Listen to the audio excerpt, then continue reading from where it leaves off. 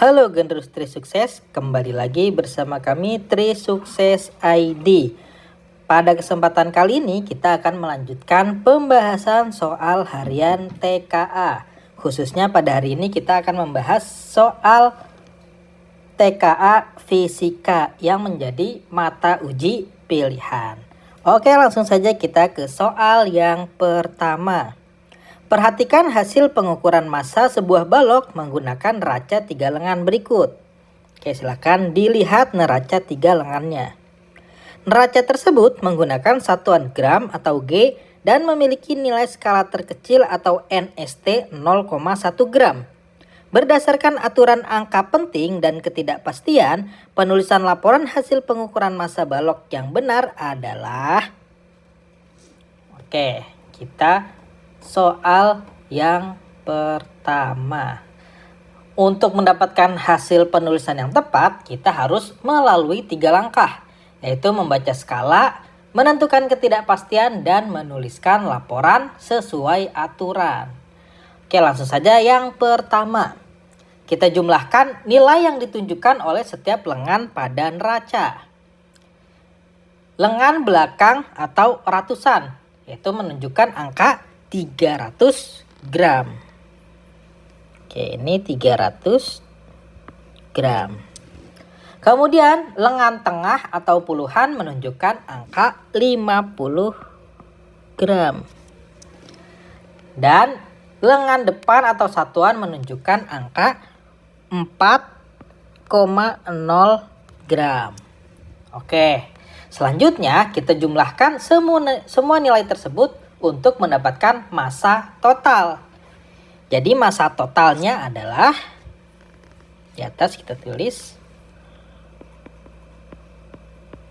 massa total sama dengan 300 gram ditambah 50 gram ditambah 4,0 gram sama dengan 354,0 gram. Kemudian kita akan menentukan ketidakpastian. Ketidakpastian atau delta X pada pengukuran tunggal dengan alat ukur analog seperti neraca adalah setengah dari nilai skala terkecil atau NST. Di mana diketahui NST-nya tadi adalah 0,1 gram. Maka ketidakpastiannya adalah, ketidakpastiannya kita tulis di atas. Berarti delta X sama dengan 1/2 kali NST sama dengan 1/2 dikali 0,1 gram sama dengan 0,05 gram. Oke. Kemudian kita akan menuliskan laporan hasil pengukurannya. Hasil pengukuran harus dilaporkan dalam format hasil bacaan plus minus ketidakpastian.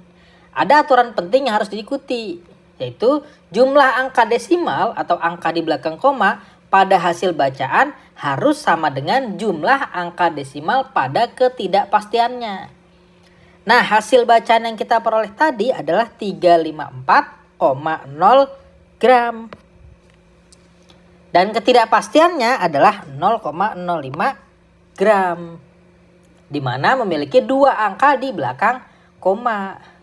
Agar sesuai aturan, kita harus menuliskan hasil bacaan dengan 2 angka di belakang koma. Berarti menjadi 354,00 gram. Nah, dengan demikian penulisan laporan yang benar adalah 354,00 ditambah minus atau plus minus 0,05 gram. Maka jawaban yang tepat adalah yang C. Betul sekali. Lanjut ke soal yang kedua. Sebuah bola pejal dilepaskan dari keadaan diam di puncak sebuah bidang miring. Sehingga posisinya adalah S sama dengan 0 dan T sama dengan 0. Posisi bola tersebut dicatat setiap 1 detik dan hasilnya disajikan dalam tabel berikut. Berdasarkan data eksperimen tersebut, pilihlah semua pernyataan yang benar. Oke, berarti soal nomor 2 ini termasuk jenis soal pilihan ganda kompleks multiple choice multiple answer, di mana jawaban benarnya ini lebih dari 1. Oke, untuk menentukan pernyataan mana yang benar, kita perlu menganalisis data dalam tabel untuk menemukan pola gerak bola tersebut. Nah, langkah yang pertama, kita akan menganalisis hubungan antara posisi S dan waktu T. Oke, langsung saja dari data kita dapat melihat hubungan matematis antara S dan T. Pada saat T sama dengan 1, S-nya sama dengan 3. Maka S sama dengan 3 kali 1 pangkat 2. Kemudian pada T2, S-nya sama dengan 12. Berarti S sama dengan 3 kali 2 pangkat 2. Kemudian pada saat T-nya 3, S-nya 27. Berarti S sama dengan 3 kali 3 pangkat 2. Kemudian pada saat T-nya 4 dan S-nya 8, maka S sama dengan 4 kali 4 sama dengan, atau 4 kali 4 pangkat 2.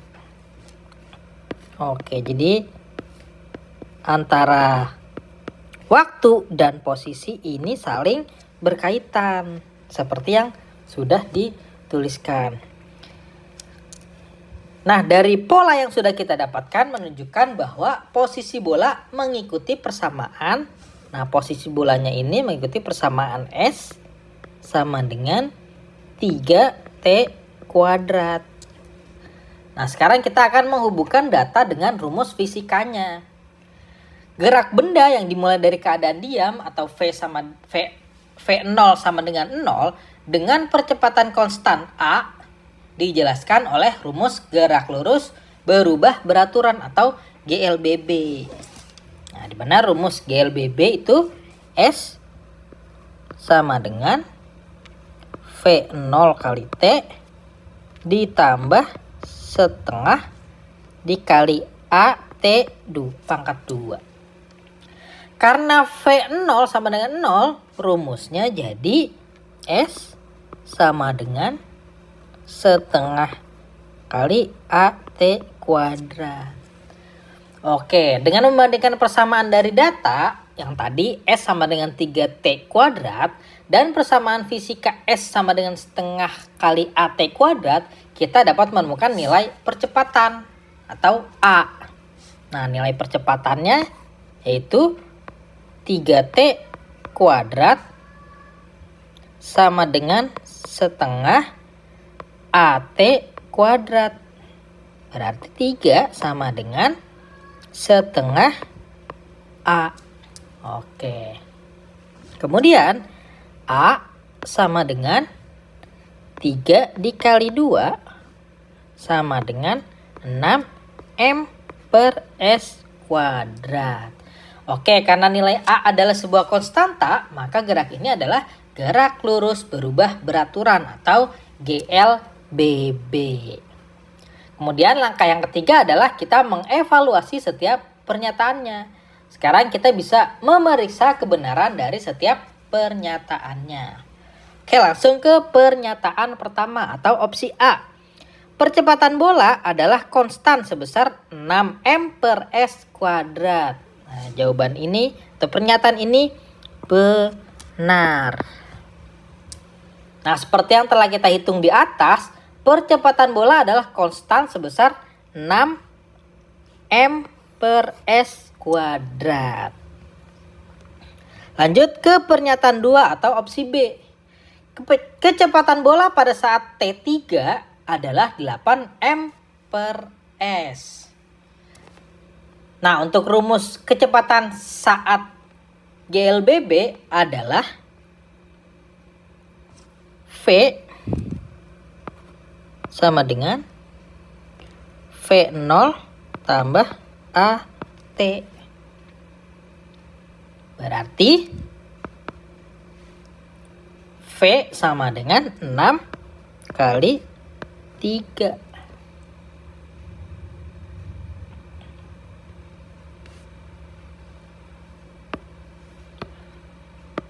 Berarti V sama dengan 6T. Jadi 6 kali 3 sama dengan 18.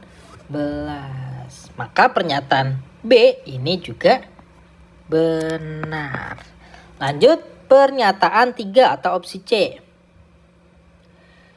Jarak tempuh bola antara T sama dengan 1 dan T sama dengan 4 adalah 40 meter. Oke, jarak tempuh atau delta S. Delta S sama dengan posisi akhir dikurang posisi awal. Berarti delta S sama dengan S4 dikurang S1 sama dengan 48 dikurang 3 sama dengan 45. Oke, berarti pernyataan 3 ini salah karena jarak tempuhnya adalah 45. Ini harusnya 45 bukan 40. Oke, lanjut yang opsi D. Posisi bola S berbanding lurus dengan kuadrat waktu atau T kuadrat. Nah, ini juga jawabannya benar. Dari analisis awal kita menemukan bahwa hubungan antara posisi dan waktu adalah S sama dengan 3T kuadrat. Tadi kan S sama dengan 3T kuadrat. Yang berarti S berbanding lurus dengan T kuadrat. Oke, lanjut opsi terakhir yaitu yang E. Kecepatan rata-rata bola dari T sama dengan 0 hingga T sama dengan S adalah 24 M per S. Nah, untuk menentukan rumus kecepatan atau rata-rata, berarti delta S per delta T sama dengan S akhir dikurang S awal per T akhir dikurang T awal sama dengan berarti S4 kurang S0 per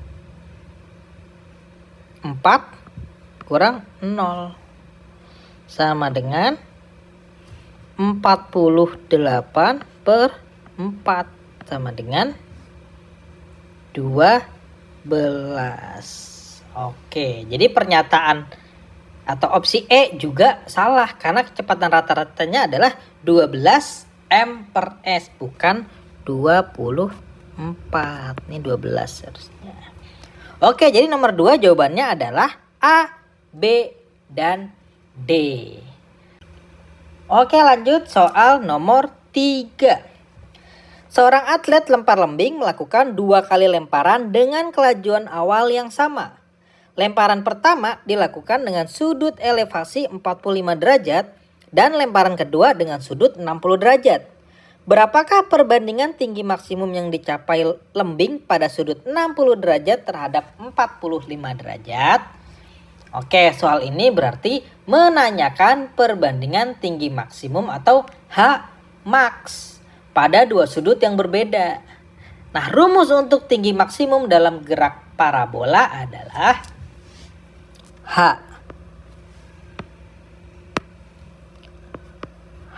max sama dengan V0 kuadrat sin kuadrat theta per 2G. Nah, karena V0 dan G konstan, perbandingan tinggi maksimum hanya bergantung pada nilai sin kuadrat theta. Oke, berarti tinggi maksimum pada sudut 45 derajat. Oke, di sini tinggi maksimum pada sudut 45 derajat berarti H45 sama dengan VO kuadrat, V0 kuadrat sin kuadrat 45 derajat per 2G.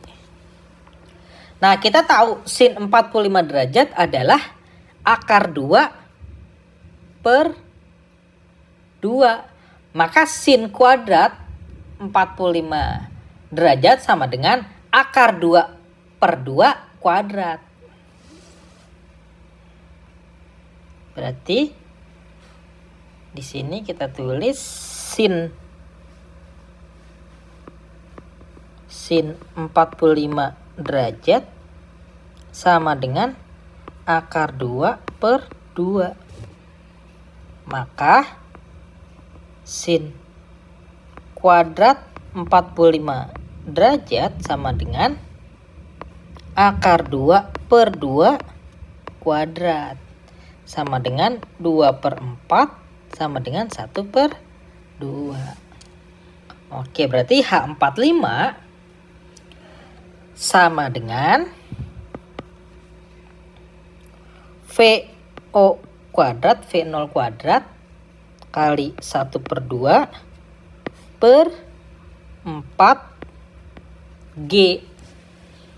Oke, sekarang kita cari tinggi maksimum H60. H60 sama dengan V0 kuadrat sin kuadrat 60 derajat per 2G. Nah, kita tahu sin 60 derajat. Seperti di sini di bawahnya. Sin 60 derajat sama dengan akar 3 per 2. Maka sin kuadrat 60 derajat sama dengan akar 3 per 2 kuadrat sama dengan 3 per 4. Oke, berarti H60 sama dengan V0 kuadrat kali 3 per 2.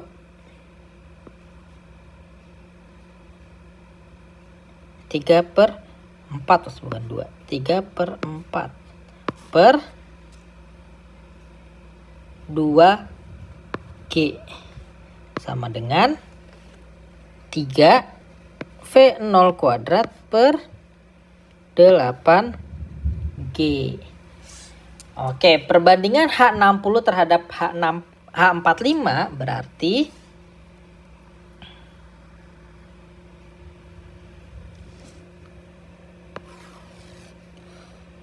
perbandingan H60 per H45 sama dengan 3 VO kuadrat per 8G per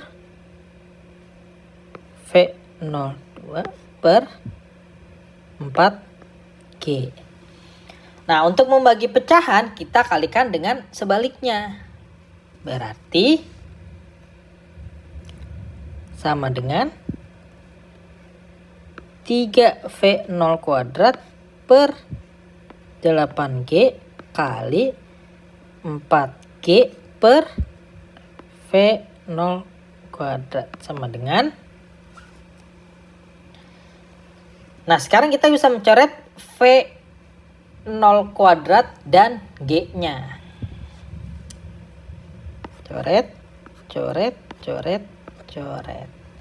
Berarti hasilnya sama dengan 3 dikali 4 per 8. Sama dengan 12 per 8. Sama dengan 3 per 2.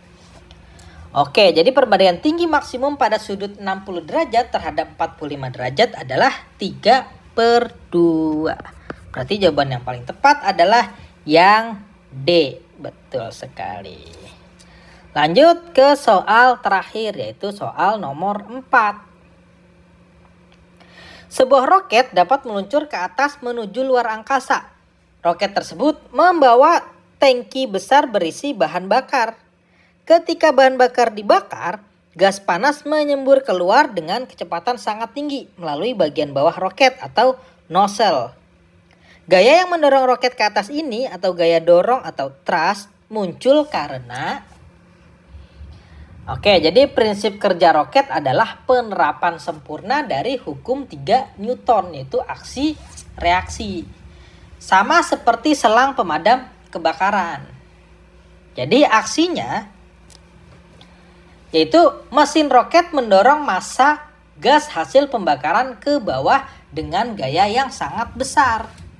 Adapun reaksinya sebagai tanggapan massa gas tersebut memberikan gaya yang besarnya sama ke arah atas pada roket. Nah, gaya reaksi inilah yang disebut gaya dorong atau thrust dan mampu mengangkat roket melawan gravitasi. Nah, sekarang kita coba cari jawaban yang tepat. Oke, dari kelima opsi, jawaban yang paling tepat adalah yang B. Betul sekali. Roket memberikan gaya ke bawah pada gas panas dan sebagai reaksinya gas panas memberikan gaya yang sama besar ke arah atas pada roket. Oke, opsi A ini salah. A ini salah karena roket juga bekerja di luar angkasa yang hampa udara atau vakum. Gaya dorong tidak memerlukan udara untuk didorong. Kemudian yang C itu salah. Jadi meskipun terjadi perubahan energi, ini tidak dapat menjelaskan asal-usul gaya dorongnya. Kemudian yang D juga salah. Perbedaan tekanan memang menyebabkan gas menyembur keluar. Tetapi gaya dorong itu sendiri adalah reaksi dari momentum gas yang keluar, bukan akibat tekanan eksternal. Kemudian yang E itu salah juga. Aerodinamika penting untuk stabilitas saat roket masih di atmosfer, tetapi bukan sumber utama gaya angkatnya yang berasal dari mesin. Oke, selesai sudah pembahasan kita terkait soal harian mata uji pilihan TKA Fisika.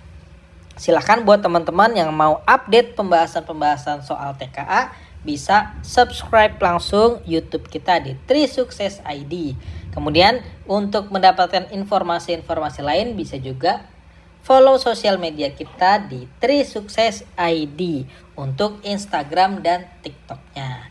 Oke, mungkin kita cukupkan sampai di sini dulu perjumpaan kita. Sampai jumpa lagi di pembahasan soal berikutnya.